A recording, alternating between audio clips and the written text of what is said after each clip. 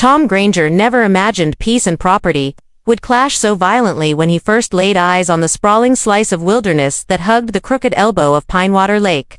It was like stepping into a forgotten dream. A few hours north of the city, it wasn't much, just a rundown A-frame cabin with flaking green paint and a leaning dock. But to Tom, it was freedom. No traffic, no deadlines, just the soft hush of wind through pine and the lap of water against wood. He bought it outright, cash. 48 acres, total trees, trails, and nearly a mile of untouched riverfront. The old man who sold it even threw in the rusting John boat as a goodbye gift. Tom spent the first weekend in solitude, drinking burnt coffee by the fire, thinking about how the city had chewed him up and left nothing but gristle. This cabin, it wasn't just property, it was survival. 3 months later, Tom had restored the dock, repainted the cabin, and cleared a path to the river's bend. That's when she arrived. Karen Halstead didn't walk. She stormed like an HOA rulebook come to life. Blonde bob sharp as her tone, sunglasses big enough to reflect her own disapproval, clipboard in hand like a badge. Tom was tying up his canoe when he first heard her heels click over the gravel path. "This is private property," she snapped, not even glancing at the cabin. Tom stood slowly, wiping his hands on his cargo shorts. "Sure is. Mine. You're trespassing. This land is part of the Twin Pines Lakeside HOA, and she paused, gesturing vaguely at the dock. "Structure is unauthorized." He blinked. "You've got the wrong guy. This is parcel to 4C. Bought it from Harold McGivens County. Records are up to date." Karen narrowed her eyes. "That can't be right. Everything past the bend is under HOA jurisdiction. And there are rules." Tom shrugged. "Well, your rules stop at the ridge. I've got the survey lines to prove it." Karen didn't argue. She simply turned, said "We'll see about that," and marched off like she had personally declared war. That night, Tom heard the rumble of an engine near midnight. He walked to the porch, flashlight in hand, and spotted a golf cart sitting, crooked, at the edge of his drive, headlights pointed at the cabin like an accusation. No one was inside. Just a clipboard, a disposable coffee cup, and an HOA newsletter pinned under a rock. It was only the beginning. The next week, a zoning officer showed up. "Anonymous complaint," he said, eyes apologetic. Tom showed him the deed, the permits, the county approvals. The officer left, scratching his head. 2 days later, a tow truck attempted to pull his boat trailer. Tom stopped them just in time. By the third incident, Tom had installed security cameras and posted signage. Private property. No trespassing. But it didn't stop the calls, the visits, the paperwork. Someone even spray-painted the word illegal on his dock overnight.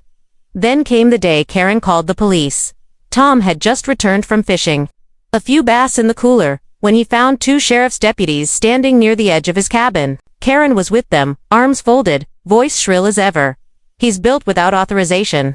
He's disrupting community water access. He refuses to attend meetings." Tom stepped out, calm. "This is not community land. I don't belong to your HOA. One of the deputies raised an eyebrow. "Can you prove that?" Tom nodded and disappeared into the cabin. When he returned, he held the county plat map, property deed, and 2 signed affidavits from the former owner and the county assessor's office as the deputies reviewed the documents. Karen leaned in, close. "You think you're clever," she hissed. "But you'll slip up. They always do." Tom didn't respond. But inside, something flared. Not fear, not anger, resolve, because he hadn't told anyone, least of all Karen. What else? The deed included.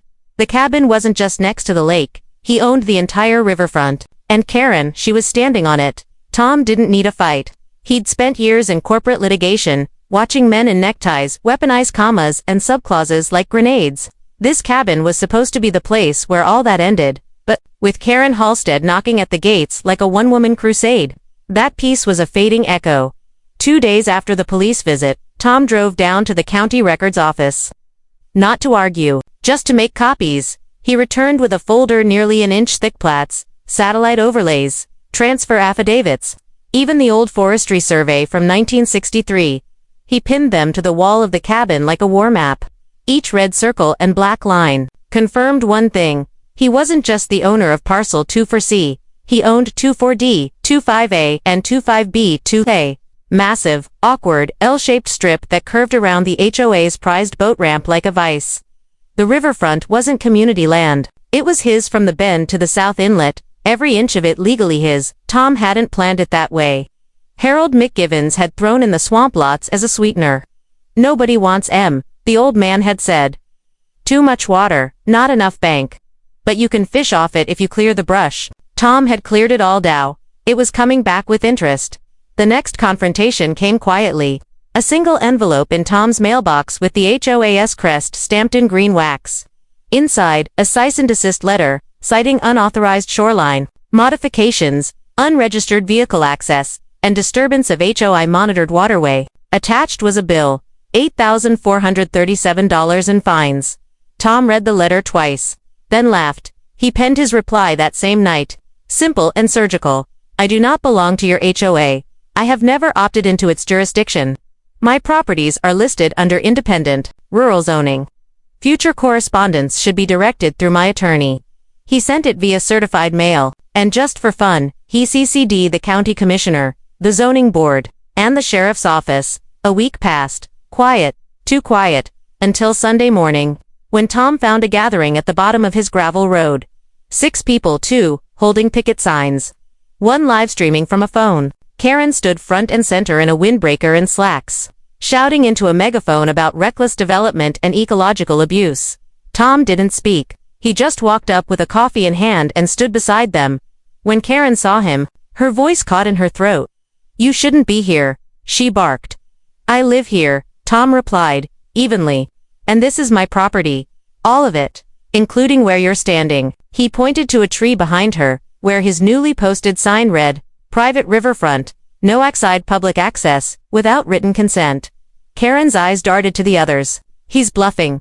The HOA has always had access to this shoreline. Tom pulled the full plat map from his back pocket and unfolded it like a chessboard. He turned his phone camera toward it, then toward her. Every inch you're standing on, I own. You can confirm it online parcel IDs, boundaries, and recorded deeds. The live streamer zoomed in. Karen stepped forward, grabbing for the map, but Tom pulled it back calmly. You're trespassing, he said. And now, it's documented. Her voice trembled, just slightly. You'll regret this. But she turned and walked away. No police, no backup, just embarrassed silence and the shuffle of people dispersing. Later that evening, Tom sat on the dock, watching the reflection of the moon ripple across the black water. He had no neighbors nearby. No sirens, just the hoot of an owl somewhere in the tree line and the faint echo of someone who had just realized they'd pushed the wrong man too far. He opened his laptop and began drafting the next step, not retaliation, just protection. A legal barricade. A new round of no trespassing signs. This time registered with the county. Karen had built her power on fear and misunderstanding. But Tom had something stronger. Facts and 48 acres of quiet fury waiting to be used. Karen Halstead didn't lose easily. Not elections. Not arguments. Not real estate disputes. She hadn't always been this way. Once, she'd taught 3rd grade and hosted garden club potlucks in a beige colonial house. But after her divorce and the messy court battle over their condo in Tampa, something inside her hardened polish over steel, lipstick over vengeance. Power, she learned, came not from wealth, but from paperwork, from bylaws, committees, and knowing how to weaponize silence during a board meeting. So when she was elected president of the Twin Pines HOA, Karen didn't just govern, she ruled. The HOA under her watch wasn't about flowers and fences, it was about order, predictability, control. If a mailbox leaned too far, it was corrected. If a lawn grew past regulation, a fine followed. If someone disagreed, well, they usually didn't twice. But Tom Granger was different. He hadn't flinched at the threats, hadn't folded after the police call, and most troubling, he had the law on his side. Karen couldn't sleep. She sat in her home office, surrounded by folders labeled violations, enforcement, and zone expansion. The cabin's property line glared from the open map on her desk like a jagged wound. It wasn't just about one man with a dock. It was about what his presence meant: exemption, independence, a breach in the wall she'd spent years building around the HOA's authority. So she called a special meeting. Emergency business, the notice read. Attendance was mandatory. A dozen board members crowded into the clubhouse that Thursday evening, whispering as Karen tapped her pen against the polished table. We have a problem, she began. A serious one. She outlined Tom's refusal to comply, waving a aerial photo of his property. This cabin, this man, he's set a precedent. If we don't act, we risk others thinking they can flout our authority. What do you mean by act? Asked Bert Vickers, an elderly treasurer with watery eyes and a fondness for bylaws. Karen leaned in. Annexation, gasps rippled around the room. Annexing land into HOA control required a majority vote and county cooperation.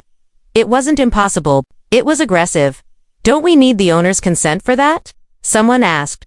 Karen's smile didn't reach her eyes. Only if we approach it by the front door. There are other ways. Petitions, environmental code violations, waterway, conservation triggers.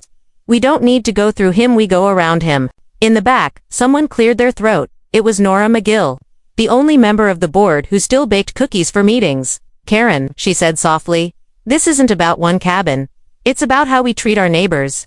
Karen's fingers tightened around her pen. This isn't about cookies, Nora. It's about order. Back at the cabin, Tom had no idea a war council had convened. But he did notice the drone. It hovered just above treetop level that Saturday morning. Silent, sleek, scanning. He watched it from the porch, narrowed his eyes, then raised a hand in a mock salute. It zipped away. But not before he caught sight of a small green HOA sticker on the bottom. Tom opened his laptop and began to write not a letter this time, but a request. He filed a motion with the county to designate the riverbank portion of his property as a private conservation easement. If granted, it would prevent any development, outside interference, or structural changes without his explicit consent. Once filed, it couldn't be reversed without a full court hearing. The process would take weeks, but he had time. The real threat wasn't the HOA itself. It was Karen's belief that she couldn't lose. That night, a knock echoed on the cabin door. Tom opened it to find a stranger in a windbreaker, holding a clipboard. Mr. Granger. Yes, I'm with Ridge County Environmental Services. We've had reports of unauthorized tree clearing along the waterline. Just here to take a look. Tom stepped aside. Sure, just so you know you're standing on private conservation land. And I've got cameras. The man hesitated. Behind him, a car idled in the distance. In the passenger seat, a familiar blonde silhouette watched through dark sunglasses. Karen she didn't approach. Not yet, but Tom could feel it, the storm building behind her smile. Tom knew something was wrong the moment. He heard the hum of engines where no road existed. It was Tuesday morning. He'd just returned from a walk by the inlet, coffee in one hand, his dog Ranger trotting ahead when he heard it. Not the buzz of a drone, but something heavier, deeper, a machine that didn't belong in the woods. He followed the sound past the cabin, down the trail that skirted his southern boundary. As the trees thinned, he stopped cold. A backhoe. On his land, a construction crew in neon vests stood around a freshly cut clearing. Brush pushed into muddy heaps, tire tracks carving up the bank like scars. The backhoe arm was mid-swing, scooping up soft river dirt as if it had permission. Tom stepped forward. Who gave you clearance to dig here? The nearest man, a contractor with a cigarette tucked behind his ear, shrugged. Work order says, Pine Water Community Shoreline Expansion. We're clearing for a walkway, trail path or something. Tom's jaw tightened. This is parcel to 5B. I own it. There is no community shoreline here. The man raised an eyebrow. Talk to the HOA. We just go where we're told. Tom pulled out his phone, snapped pictures of the equipment, the workers, the churned up soil. Then he called the sheriff. While he waited, a familiar black SUV rolled up along the gravel berm above the worksite. Karen stepped out in heels, clipboard in hand, as if she were arriving at a groundbreaking ceremony. Tom, she called, with forced warmth. You weren't supposed to see this yet. He turned slowly. That much is clear. She walked closer, surveying the mess with pride. We found an old access ordinance from 1991. It allows for public shoreline enhancement. If land is deemed neglected or underutilized, you haven't developed this portion, and the community voted to reclaim it for access and recreation. He held up his phone. There's a conservation application pending. And even without it, this is criminal trespass. Karen's voice dropped a notch. You can threaten all you want, but the board has resources. Legal teams, lobbyists, you're one man with a hobby cabin. Tom took a step forward. No, Karen, I'm one man with legal ownership, which means I can press charges. You sent them here without notice.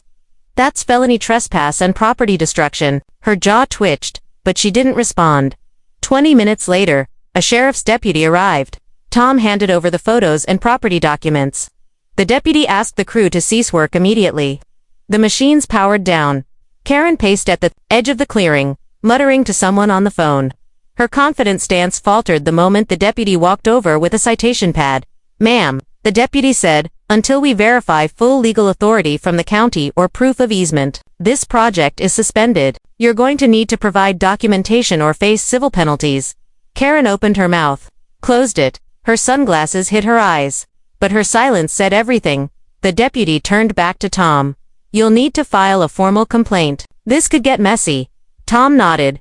Already expected it to.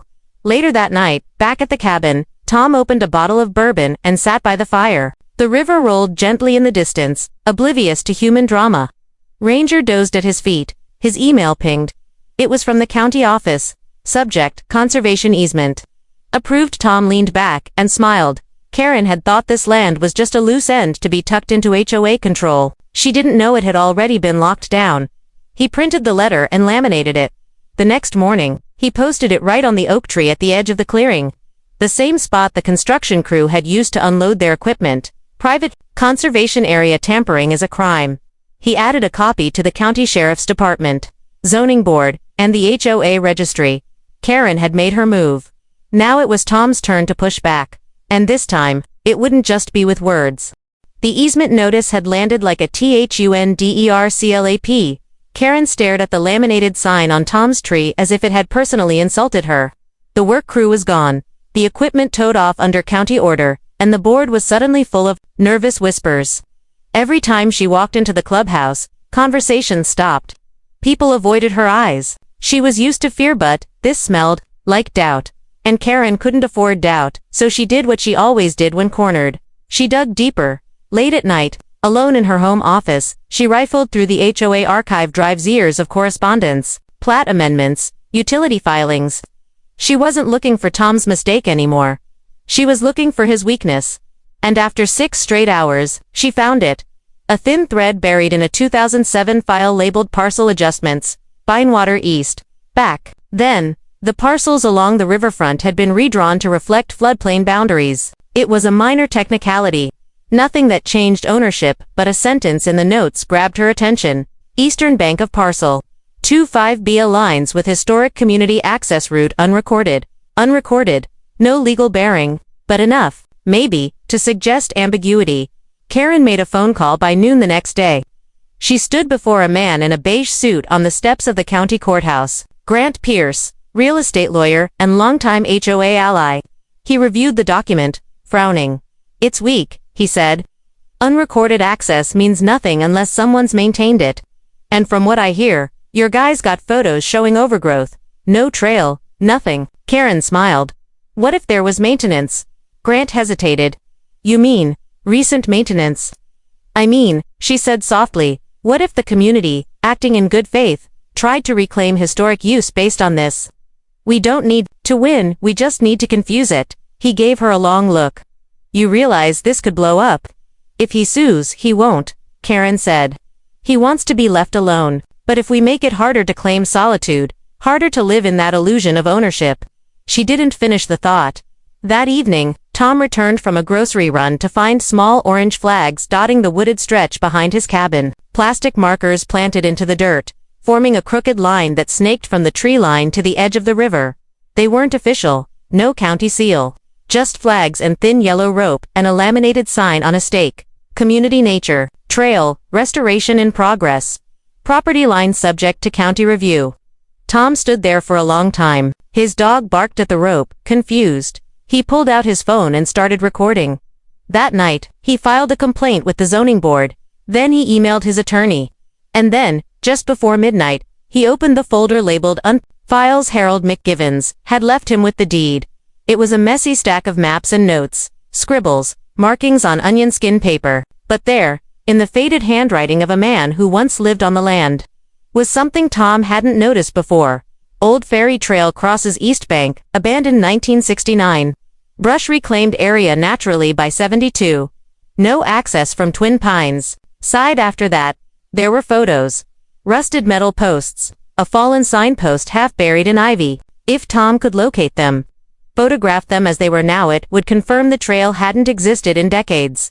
He grabbed a flashlight. An hour later, sweat beating down his back, he found it half a mile from the cabin.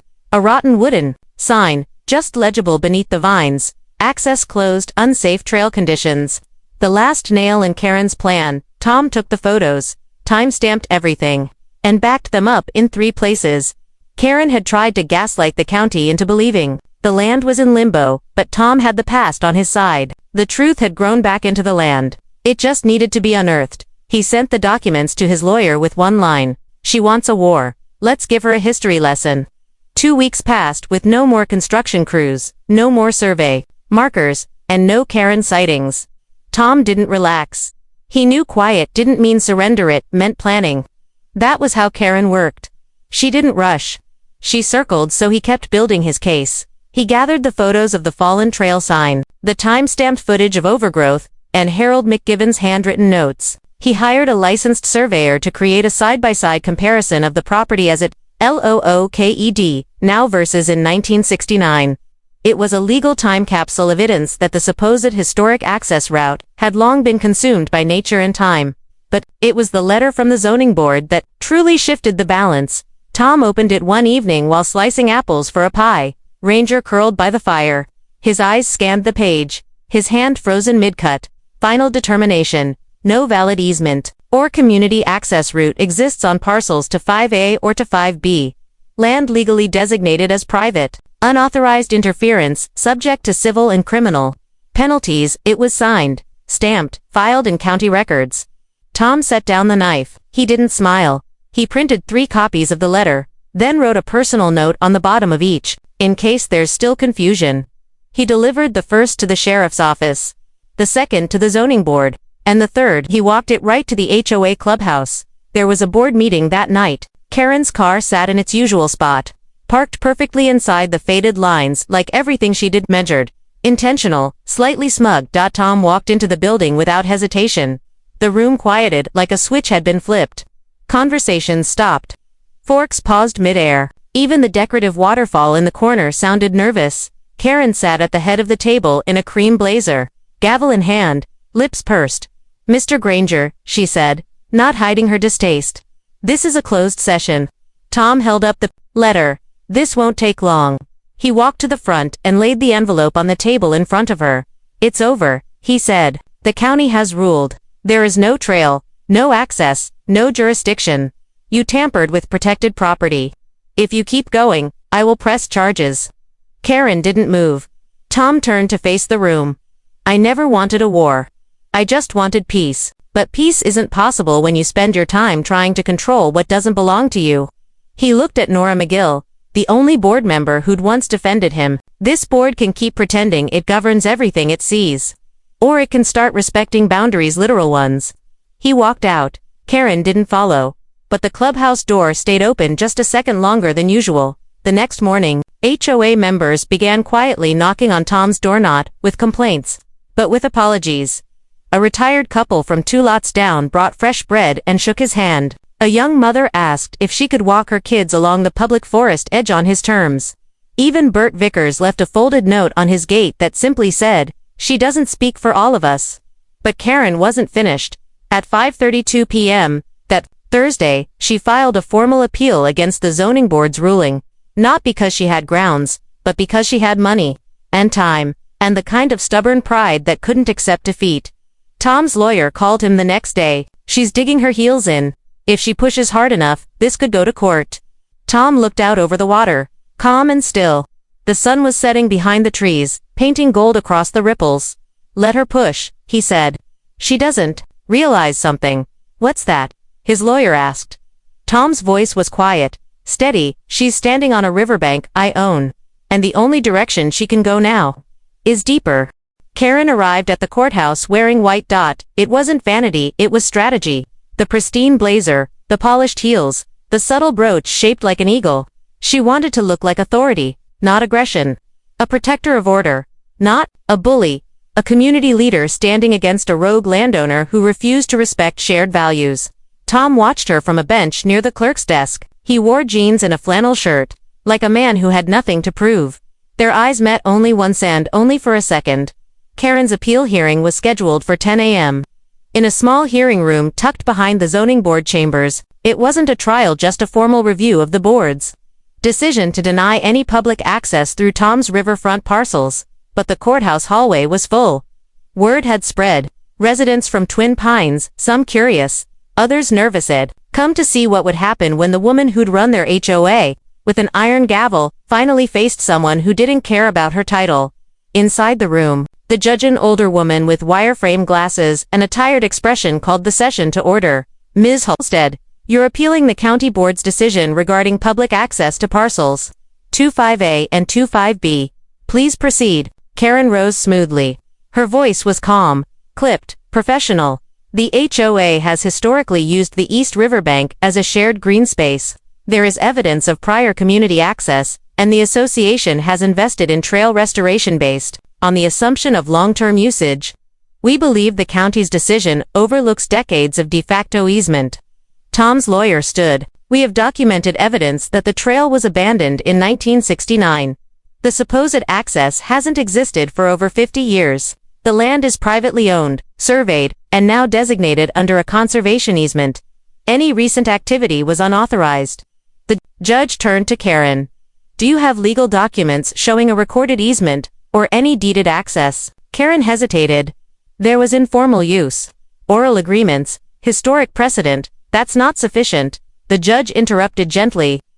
Unless recorded, oral agreements have no legal standing in land use cases.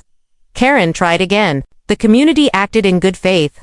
Our intent was never hostile. Tom's lawyer slid a photograph across the table. Your client authorized excavation crews on private land without notice or permit. That's not good faith. That's trespass. Karen didn't respond. Her jaw flexed, but her lips stayed still. The judge reviewed the file, flipping through maps, photos, and handwritten notes from Harold McGivens. She paused on the photo of the rotted sign that read, "Access closed, unsafe trail conditions." Then she looked up. This isn't a closed case. The parcels in question are privately owned, properly surveyed, and legally protected under conservation status. There is no valid claim of access. Appeal denied. The gavel struck. One clean knock. Karen didn't move. Tom did. He stood, shook his attorney's hand, and walked out without looking back. The hallway buzzed behind him, neighbors murmuring, a few clapping softly. Karen emerged seconds later, still composed, but slower now. Her heels tapped against the tile like a clock winding down. Back at the cabin, Tom made tea instead of coffee. Something about the quiet felt different now, like the ground had stopped vibrating. But the war wasn't over, not yet. Because 2 days later, he received a package in the mail. No return address. Just a manila envelope with his name handwritten across the front. Inside, a stack of printed emails from Karen, leaked messages between her and a private investigator. Requests to monitor Granger's activities, gather behavioral patterns, collect images of visitors or unusual structures. There were dates, times, even surveillance notes. Tom's stomach turned. This wasn't about land anymore. It was personal. He picked up his phone, not to call the sheriff. Not yet. He called Nora McGill. Nora, he said, his voice low. We need to talk? About Karen, and what she's really been doing behind that clipboard. Nora McGill didn't ask questions. She just said, come by after sundown, and hung up. Tom arrived with the envelope tucked under his arm. The lights in Nora's kitchen cast long shadows against the wood-paneled walls. 2 mugs of tea steamed on the table. Nora's expression was unreadable, but her eyes were tired, the way only someone who'd seen too much could look. Tom slid the envelope across the table. She opened it slowly. Her hand shook as she flipped through the emails. Karen had hired someone to follow Tom, document his habits, watch who came and went from the cabin. It was invasive, obsessive, illegal, maybe depending on what laws she'd danced around. But, more than anything, it was frightening. Nora leaned back in her chair. I knew she was intense, she whispered, but I didn't know she'd gone this far. Tom nodded. She called 911 on me. Had crews dig up my land. Tried to turn the board against me. And now this. Nora pressed a hand over her mouth, silent for a moment. Then she stood, walked to a cabinet, and returned with a small red binder. She's been running this HOA like a kingdom, she said, but that crown's not permanent. Inside the binder was a copy of the HOA bylaws buried among them. Article 7. Section C. Any board member found to have engaged in unauthorized surveillance, harassment, or misuse of HOA funds may be subject to immediate recall upon presentation of verified documentation and a vote by emergency quorum. Tom pointed to the clause. You think they'll go for it? Nora gave a sad smile. They're tired. Of the fines, the fear, the way she makes everything feel like war. She took the emails and promised she'd handle it. Tom didn't sleep. That night, he sat on his porch, listening to the wind move through the trees. The crack of branches deep in the woods. Ranger curled up beside him. It was the kind of silence that came right before something broke. 2 days later, the emergency HOA meeting was announced. Karen didn't see it coming. She entered the clubhouse as she always did, heels clicking, clipboard in hand. But the room wasn't quiet this time. It buzzed. Dozens of residents were packed inside, eyes following her, some glaring, others whispering. Nora stood at the center of the room, the red binder in her hands. Karen, she said, voice firm, we need to talk about what you've been doing. Karen's smile flickered. If this is about the zoning board, it's not. Nora raised the envelope. It's about this. She read the email excerpts aloud. People gasped. A few residents shifted uncomfortably. One man stood and said, she did this to me. 2. Sent letters to my job after I missed a landscaping fine. Karen's voice trembled for the first time. This is an ambush. I've protected this community. You've controlled it, Nora said. But not anymore. A vote was held. It wasn't even close. Karen was removed as president, effective immediately. She left without speaking. Not a single board member followed her out. Weeks passed. Peace returned to the woods like an old friend. The false trail was overgrown again. The sheriff dropped the investigation after confirming no further contact from Karen. Tom's conservation land became a subject of local pride, mentioned in a local newspaper as a triumph of one man's stand for personal freedom.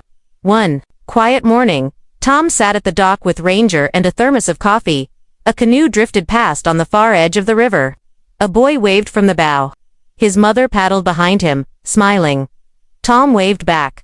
He'd never asked to be the center of anything, but somehow, standing still had changed more than fighting ever could. As the sun climbed over the pines, Tom reached into his pocket and pulled out the old survey photo marked in red. Harold McGivens' crooked handwriting still scrawled across the top, nothing but trees and time. That was all Tom wanted, and now, at last, he had it.